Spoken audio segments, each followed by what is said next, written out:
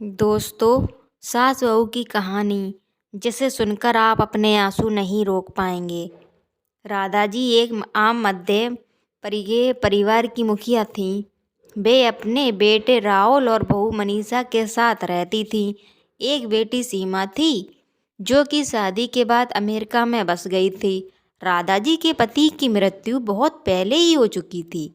शुभम और मनीषा की शादी को 5 साल हो गए थे, लेकिन अब तक उसकी कोई संतान नहीं थी। राधा जी की बहू मनीषा भी जॉब करती थी, जो कि राधा जी को बिल्कुल भी नहीं सुहाता था। वे जल्द से जल्द दादी बनना चाहती थीं, लेकिन मनीषा और राहुल अच्छी तरह से जानते थे कि अभी मनीषा का जॉब करना कितना ज़रूरी था। राधा जी अपने बेटे के से इस बारे में बात करती तो किसी न किसी बहाने से बात को टाल देता था। इसीलिए वे मनीषा को ही परेशान करने के बहाने ढूंढती रहती थी ताकि वह अपनी जॉब छोड़ दे। और अभी कोरोना काल में तो मानो उनके मन की मुराद ही पूरी हो गई हो।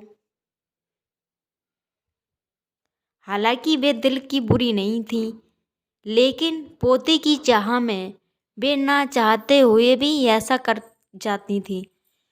अपनी हम उम्र सहेली को दादी बनते देखकर उनका मन दुखी हो जाता था। उस दिन भी घर में ऐसा भी कुछ हुआ। ऑफिस में काम की वजह से मनीषा देर तक सोती रही और राधा जी को अच्छा खासा मौका मिल गया।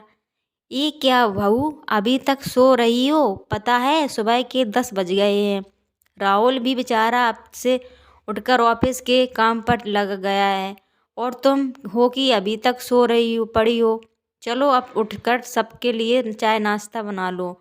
मुझसे कुछ हो नहीं पाता, वरना मैं तुम्हारे भरोसे कभी नहीं रहती, खुद ही सब कर लेती।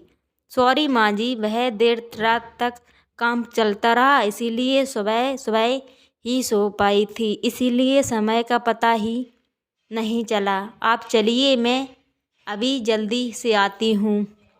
हाँ हाँ ठीक है, मेरा कुछ नहीं, पर राहुल को देख लो, उसे कुछ चाहिए तो नहीं? कब से उठकर है बेचारा। भगवान मुझे जल्दी से ठीक कर दे ताकि मैं अपने बेटे का ध्यान रखूँ सकूँ। राधा जी के नाटक के अंदाज में कहूँ।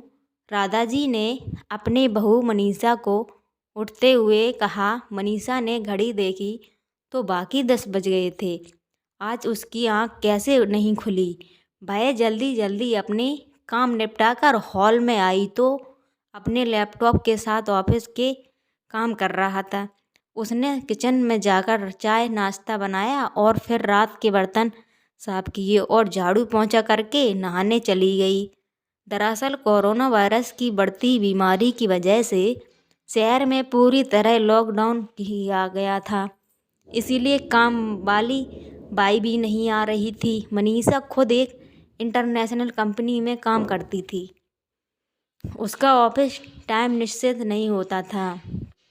अधिकतर उसे रात में देर तक काम करना होता था। कल भी उसका काम देर तक चलता रहा, इसीलिए वह देर तक सोती रही। मनीषा नहाकर आई तो देखा कि उसकी सास अपने कमरे में अपनी सहेली से फ़ोन पर बात कर रही थी। बातचीत में अपना नाम सुनकर मनीषा सास की बात सुनने लगी। अरे शारदा, तुम भी अपनी बहू को ज़्यादा सर पर मत बैठाओ। बहुत हो, बहू को ज़्यादा उड़ने दोगी तो कल तो को अपनी नौकरी के चक्कर में वह तुम्हें ही घर की नौकरानी बनाकर छोड़ेगी। मैं तो वही शुरू से ही मनीषा के नौकरी करने के खिलाफ थी। अब करे, घर के काम भी करे और मैं तो बदन दर्द का बहाना बनाकर बैठ जाती हूँ। नहीं तो सारे काम का बोझ मेरे सिर पर आ गया गिरता है। मैं कोई मुफ्त की नौकरानी थोड़ी नहीं हूँ। मैं तो कहती हूँ तुम भी यही किया करो। सास की बात सुनकर मनीषा की आंखों में आंसू आ गए। वह जिस सास को बीमार समझकर उनकी दिन रात सेवा करती थी, उन्हें एक गिलास तक उठने नहीं देती, सारा दिन घर को का और रात को ऑफिस का काम करके थकान से चूर होकर भी उप तक नहीं करती, उसका यह फल मिला है। उसे माना वे मेरी नौकरी के खिलाफ है, मगर यदि घर की किस्त नहीं होती तो वह भी कभी नौकरी नहीं करती। राहुल का बोझ कम करने के लिए ही तो वह नौकरी कर रही थी। खैर, अभी के मुश्किल समय में वह सास से किसी भी बात पर बहस नहीं करना चाहती थी, जिससे वह घर का माहौल खराब हो। इसीलिए वह उनकी बात को नज़रअंदाज करके वह से चली गई। लेकिन उसकी नज़रों में राधा जी की इज्जत ज़रूर कम हो गई। दूसरे दिन सुबह राधा जी की बेटी सीमा अमेरिका से फ़ोन का आ गया।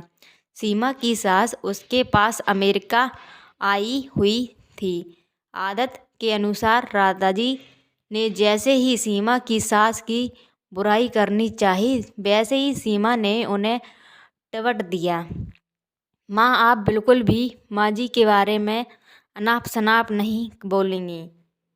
पता है आपके चक्कर में आकर मैंने उनके साथ कितना बुरा व्यवहार किया था, लेकिन आज मुझे उनकी कीमत पता चल गई। तुम तो उनके यहाँ पर आने के कितने खिलाफ थी, मगर आज अगर ये यहाँ नहीं होती ना माँ, तो ना जाने हमारा क्या हाल होता। तुम्हें तो पता ही है कि मेरा नौकरी करना कितना ज़रूरी है। कोरोना ने यहाँ भी ऐसा कहकर बढ़ाया है कि घर से ही सब करना पड़ रहा है।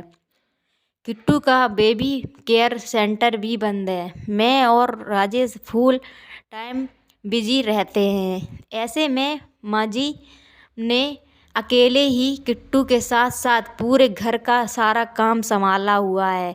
मुझे कुछ भी नहीं करने देती है।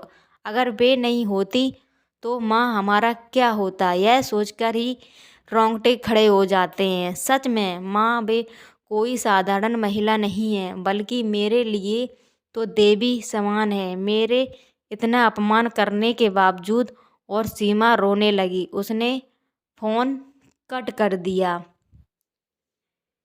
सीमा की बात सुनकर राधा जी की भी आंखें भर गईं। उन्होंने अपनी भूल का एहसास हो गया था। मनीषा तो बाकी उनका कितना ख्याल रखती है, उनकी कड़वी बात का भी बुरा नहीं मानती है, उल्टा जवाब भी नहीं देती है। बाकी अभी क्या तो एक दूसरे का हौसला देना का है, सारे गिले शिकवे बुलाकर एक दूसरे की मदद करने का है। तो फिर स्वार्थ में कैसे आदी हो गई थी, इतना कैसे गिर गई थी कि ऐसे मुश्किल समय में अपने ही परिवार की सहायता नहीं कर सकती। उन्होंने उसी समय मनीषा को बुलाकर उसके सिर पर प्यार से हाथ फेरते हुए कहा, मनीषा, आज से घर के कामों की आधी जिम्मेदारी मेरी रहेगी। मैंने आज तक तुम्हें जो भी कहा और किया उसके लिए सॉरी। चलो अब तुम जाकर आराम करो, खाना मैं बना लूँगी। इधर सास का बदला हुआ रूप देखकर मनीषा की भी आंखें में खुशी के आंसू आ गए और अपनी सास के प्रति उसके मन में फिर से पहले वाला सम्मान वापस आ गया था। शायद हमारे जीवन में मुश्किल समय आता है इसीलिए है कि हमें एक दूसरे की अहमियत का पता चले, अपनी गलतियों का एहसास होने और आगे बढ़कर माफ़ी मांगने से बाकी इंसान छोटा नहीं बल्कि बहुत बड़ा हो जाता है, राधा जी की तरह। दोस्तों, आपको मेरी कहानी कैसी लगी मुझे कमेंट करके ज़रूर बताइए।